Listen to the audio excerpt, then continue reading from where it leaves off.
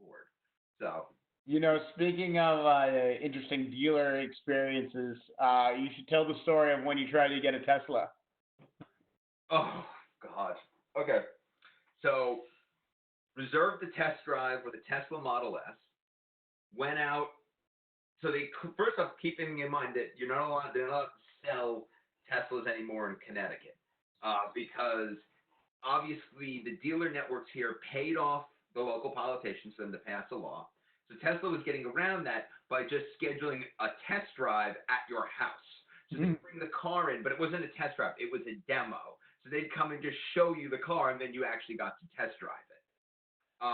Because that was considered a violation of the law, they basically said, okay, well, you can't sell Teslas in Connecticut anymore. So now you got to drive over to New York to get one. Okay, great. Make an appointment, and I don't want to drive the 3. Wasn't interested in the 3. I wanted the S. I wanted the big one, and I actually wanted a certified pre-owned. So I schedule it. I go out there, drive the car. They only have one. They only had one at the dealership that was charged. What color was it? What? What color was it? White or red, I forget. And they end up saying, oh, well, we had you down for the 3. No, I'm here to drive the $70,000 car, right? The car that starts at $70,000. Yeah. Oh, well, there's somebody else on it test driving it. They're a family of 4 and everyone wants to drive it. So you're going to have to wait about an hour and a half, drive the car. And all I could think is if I had shown up, if I had made an appointment at Mercedes to go drive an E-Class Mercedes, yeah, even if it was the stripped out base model, $50,000 car, $60,000 car, I would have shown up, they would have valet parked my car, and they would have been like, Mr. Miller, thank you for coming out today to drive this car. We have it gassed up. It's ready to go. Here are the keys. How you would have got back, they would have done the paperwork to get me out the door with the thing. That was the crux of the difference. So instead, I ended up buying a used Chevy Volt instead from the owner of the local Chevy dealership. It was like 2 years old. You've seen it. Fully loaded, everything you could possibly want in the car. And I got it for like 20 grand. And Tesla reaches out and goes, oh, would you still? No, I'm not interested anymore because your dealership network is incompetent. So I don't trust that you guys could maintain the car and take care of it and give me good service down the road. Yeah. I bet that was a strongly worded email. No, it's a phone call. You're like, if dealerships had Uber ratings, you would be 1 star. Yep, 1-star review. Give me 1 second. Seeing you enjoy the coffee makes me want to enjoy coffee too as well. Cheers. All right. So yeah, I mean that kind of brings up another point that I wanted to discuss. Like this, I'm a millennial for better or for worse, and a lot of folks in my generation aren't really buying cars in the same ways that they used to. I mean, everyone is just taking Ubers. It makes it a lot easier to travel around, especially if you're out and about. Like in the 70s and even the 80s, having your license, that was like a mark of freedom and independence. And now it's just such an inconvenience even having a car. Like it's not the same experience. What do you think about that? So I think that is going to be short-lived, and here's why. Because, well, first off, you've got a unique experience. You live in New York City, well, yeah. Brooklyn, but you live very close. And right, yes, exactly. But here's the thing. No sweet till. Brooklyn. There you go.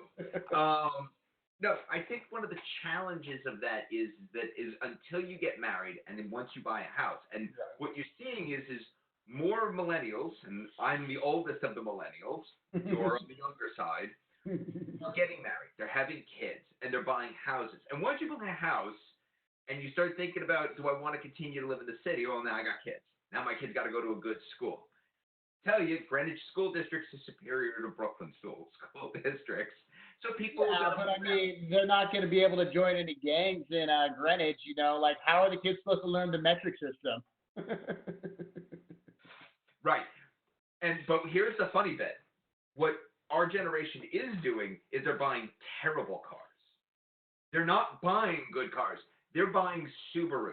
And not the good Subaru, not the WRX, not the WRX STI. No, no, no. They're buying Outbacks. They're buying, and I'm sorry if you like the Outback. I do. I'm not No, gonna lie. It's a very millennial car. Doing public.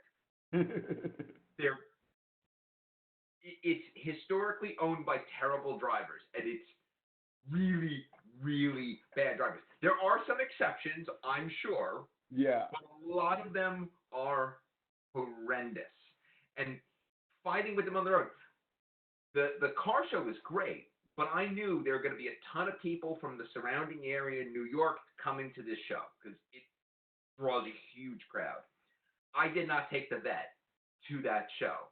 Yeah. Why? Because the road was littered with morons. Littered with morons. So instead, I'll drive my fast car during the week when there's like no one on the road and I can truly enjoy it. I just took the pickup truck because I don't care what happens to that. I mean, I agree, but I mean, isn't the point of having a Corvette to let people know that you have a Corvette? Like it's a self-fulfilling prophecy, no? No, I disagree. To me, it's about driving it. It's a driver's car, and I don't. Yes, the car. Yes, you cannot visually miss that car when it's going down the road. It is. Yes, because of race. Nothing else out there. It's the same thing. Same reason you buy a Porsche because it looks like no other car. That being said, I don't want to be on the road with morons who drive, moms with Range Rovers and, their husbands who take the train every day and have zero talent. It's terrifying. It's terrifying. And then you've got it's not fun. I was scared even in the truck. So the hell with this, I'm going. No, I totally get it. I mean, just to go back to the Outback, I'm looking at a couple images of them right now. They really fit that nice sweet spot of, like affordable luxury. I don't even know if you could call them luxury, to be honest. But the fact that you can it has a high stance, so you can take the really shitty roads that exist within Brooklyn and the city with relative ease. If you're on the East Coast dealing with snow, it's going to be fine. And I mean, you have all that all that carriage in the back, so you can put all your shit. I mean, okay. What's the problem with Outback? So break it down. I think they tend to be bought by people whose first concern is safety. And somebody who's like more of a Volvo argument, though. No. Subaru but first off, the Outback is the safest car that you can get. Really? Yes, that is they're one of the best safety ratings. So you know Nate Faye, right? Yes. Remember, but you've also seen Nate Faye drive a electric cart. Remember we went karting for my bachelor party? Yes, I remember that. I put him into the wall. He was going through a casual spin around track while the rest of us are fighting for position. Yes. That tells you everything. You have taken somebody who drives, who is now in a place where there are no consequences, and you are encouraged to drive as fast as humanly possible, and he's still puttering around like it's a Sunday morning. That should tell you everything you need to know about Subaru Outback owners. I don't know. I mean, I love the guy. But if you're going off the marketing material, I mean, what other car can you buy that you can put your surfboard and snowboard rack on the top while going to go get groceries, man? Come on. Yeah. It's the millennial dream car. It's a Whole Foods machine. It is. Literally, Whole Foods, there should be a Whole Foods edition of the Outback. I would be down with that. I think that's absolutely one of those, you see that ass partnering and brands. That's of partnering. I love that. I mean, the forest green that comes standard on most base models of the Outback is almost identical to the green of the Whole Foods sign too, as well. So I mean, I'm seeing brand synergies left and right. This is great. This is great. That's $1 million marketing idea right there. I mean, if you look at the body stylings of the Outback, it just screams kale smoothie. Kale smoothies can be good. I'm not. I don't. I like Subaru. I like the Outback, and I like Hale Smoothies, and I stand by that. You know what it is, but the problem is it's not necessarily the wrong thing wrong with the vehicle. It's something wrong with the people that buy them. I mean, I get that, but the same argument can be made about a lot of purchasers of vehicles, mainly BMW owners as well. I mean, you can say the same thing about Porsche owners too, to be honest. Yep. No, no, no. Every car has that one owner that makes the rest of the owners look bad. Um, what was the other one? Oh, so I've been playing around with like the idea of okay, well, what's like a good cheap car, like a cheap used car that if you needed to get something, get around with, could you get something newer, decent mileage, gonna be reliable yet fun? Yeah. So one of the cheap cars that you can get out there for like 5, 6 grand, and this is a terrible idea by the way, are Cayennes, like first gen V6 and V8 Cayennes. While pretty, well, pretty being arguable, while being decently powered and kind of quick,